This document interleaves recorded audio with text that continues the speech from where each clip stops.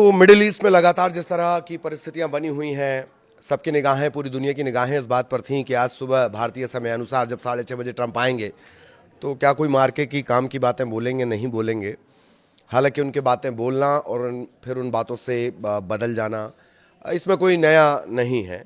लेकिन फिर भी चूंकि सुपर पावर है तो एक एक ध्यान में रहता है, सभी का ध्यान उस तरफ रहता है।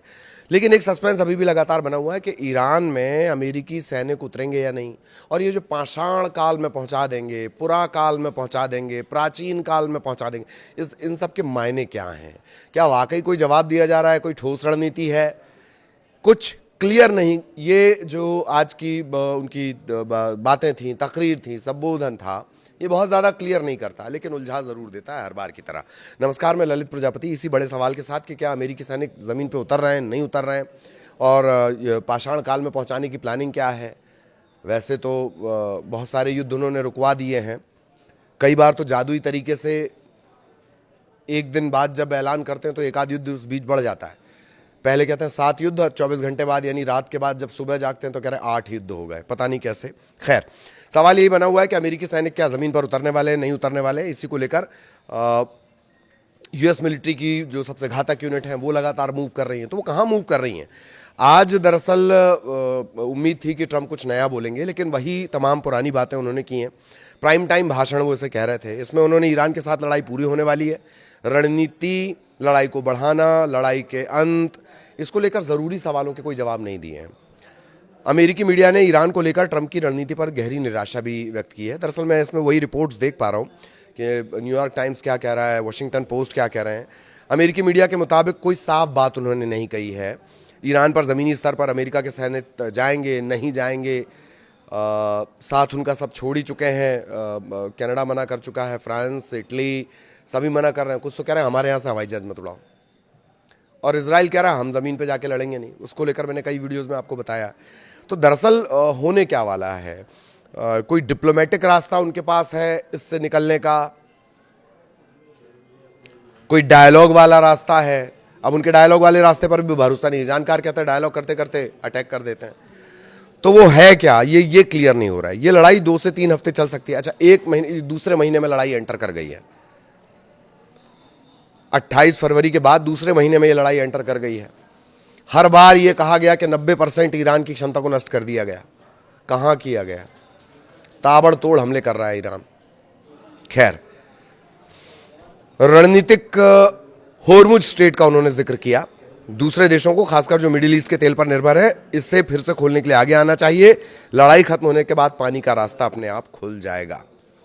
सवाल वही जस का तस कि जमीन पर कब उतार रहे हो सेना गुरु? जमीन पर कब सेनाएं उतरेंगी?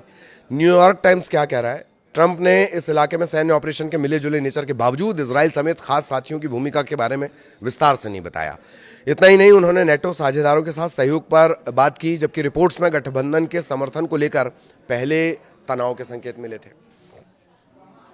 ये कौन कह रहा है? ये न्यूयॉर्क टाइम्स कह रहा है। बार बार ये कहा जा रहा है कि ग्राउंड बूटिंग कब होगी, यानी जमीन पर सेनाएं कब उतरेंगी। इसको लेकर कोई बात नहीं की। मिडिल ईस्ट में अमेरिका की 82वीं जो एयरबोर्न डिवीज़न है, उसके 3500 से 4000 जवानों के मूवमेंट की बात आई थी। वो ऑपरेशन के लिए जाने वाले हैं।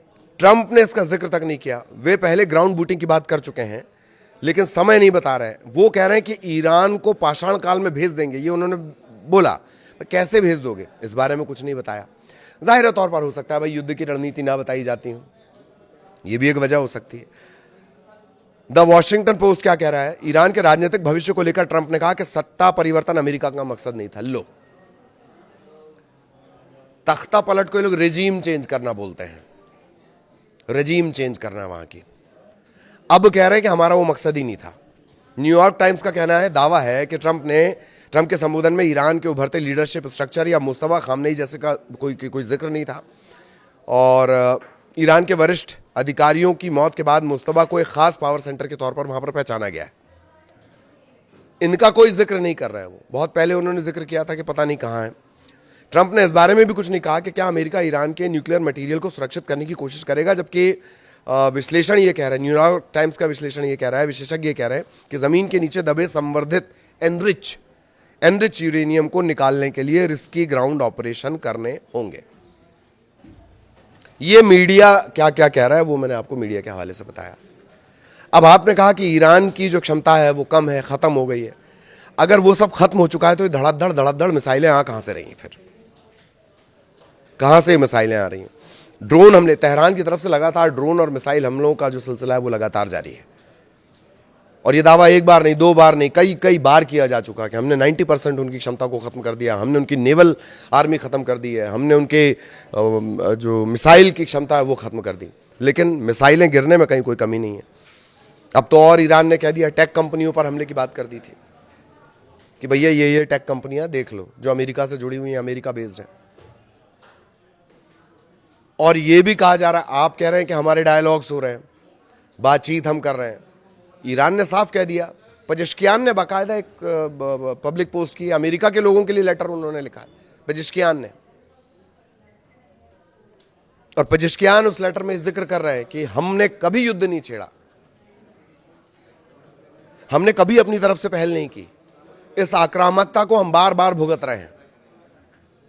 अब फिर उसी सवाल पर आते हैं कि ट्रंप के सैनिक जमीन पर उतरेंगे कब? यह सवाल क्यों उठ रहा है बार बार? क्योंकि आपके 3,500 से 4,000 जो एयरबॉर्न यूनिट है उसके सैनिक मूव कर रहे हैं, वो जाएंगे कहां? विशेषज्ञ कह रहे हैं कि अगर सच में उसके पास यूरेनियम है तो जमीन से निकालना पड़ेगा ना बॉस। वो कौन करेगा?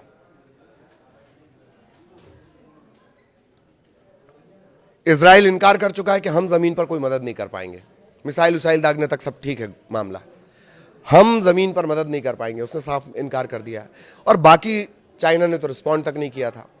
फ्रांस, इटली, स्पेन, इनके किस तरह के रिएक्शन आ रहे हैं वो आपने देखा ही, हवाई जहाज नहीं उड़ने दिया जा रहा है। इन तमाम परिस्थितियों के बीच आप अगर कह रहे हैं कि भैया हम पाषाण युग में लेकर चले जाएंगे, उसकी क्या प्लानिंग है? मीडिया ये जानना चाह रहा है। ठीक है, पूरी प्लानिंग मत बताइए, पर मीडिया के सवालों का तो जवाब दीजिए। मीडिया के सवालों का भी जवाब नहीं दिया गया। आज जो ट्रंप का साफ तौर पर उन्होंने ये भी नहीं कहा है, वो कह रहे हैं कि कुछ एक हफ्तों में ये हो जाएगा, युद्ध बंद हो जाएगा। कैसे बंद हो जाएगा? क्योंकि यही बात तो आप कहते थे कि ईरान की तो हमने मिसाइल क्षमता नष्ट कर दी है, वो तो मिसाइल मारे जा रहा है। तो यही सबसे बड़ा सवाल बना हुआ है। कोशिश करेंगे इसका जवाब मिले, और जवाब मिलता है तो जरूर आप तक पहुंचाएंगे। नमस्कार।